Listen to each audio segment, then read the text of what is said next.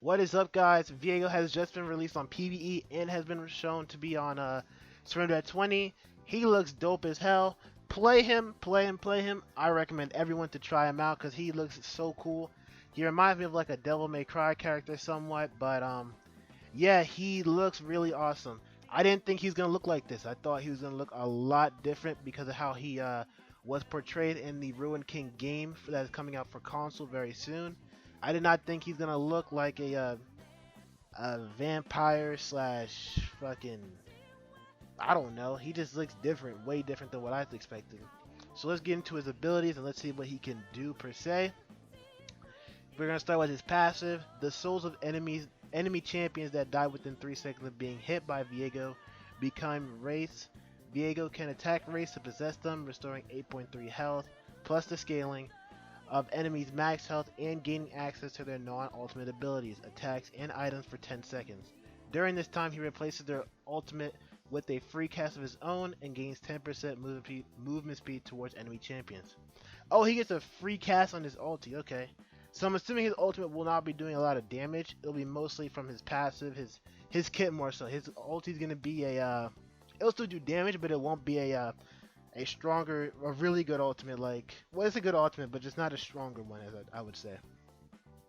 And as you can see here, the enemy champion he attacked, the champion dies, and then we see here that he basically becomes that champion and uses their abilities right here with the free charge of his ultimate as well.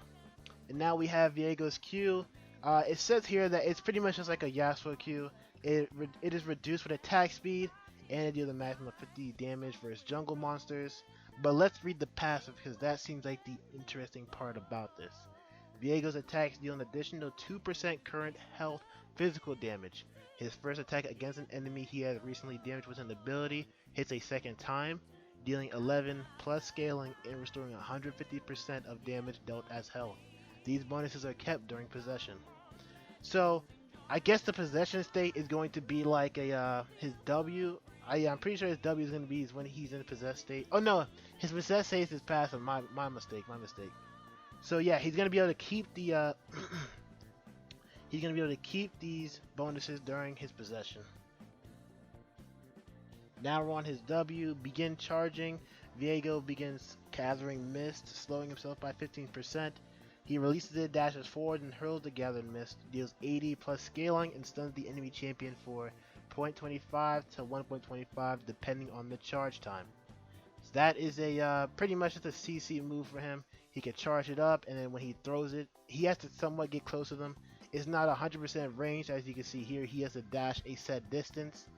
But as long as he gets this off, and it will hit the champion, obviously, and stun them for however long he charged it for. Let's see his E. His E is kind of like an Akali W. Viego sends forth a Spectre to haunt the first terrain hit, surrounding it with mist for 8 seconds. Viego gains camouflage, 20% movement speed, and 30% attack speed while inside the mist.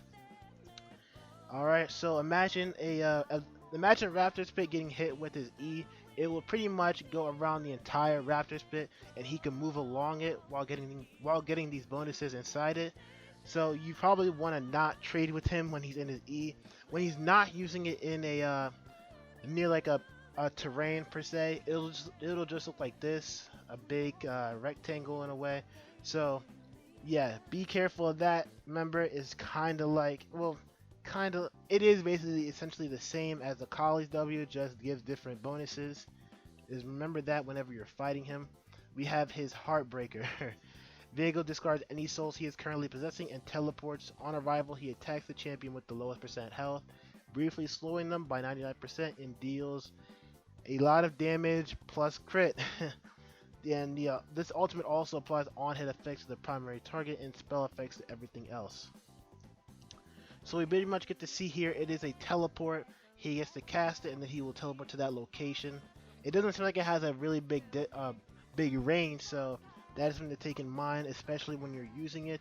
And remember, he gets a free cast of this when he gets to possess someone. So remember that, remember that.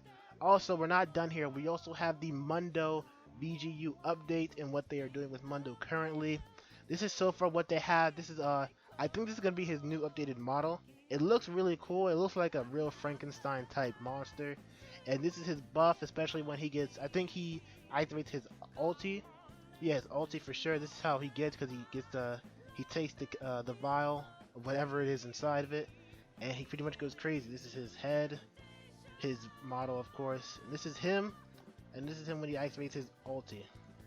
And they're trying to show the buff and how he changes and everything. His attack animations. They have really done a good job on this VGU. I don't know how it's gonna look in game. It's gonna look totally different than what we currently have, because the Mundo we currently have, it is kind of old. So yeah, I hope that this VGU comes out successful, and any changes that they also add to him, because you know that they're gonna update the champion a little bit, especially with the VGU. But that is all I have for today, guys. I just wanted to cover these two things that have been shown on Surrender at 20. Viego has came out. I'm going to get a video on Viego really soon, so be on the lookout for that. If you guys have any comments about Viego in the comments below, let me know and I will see them for sure. And I will see you guys for the next video. Peace out.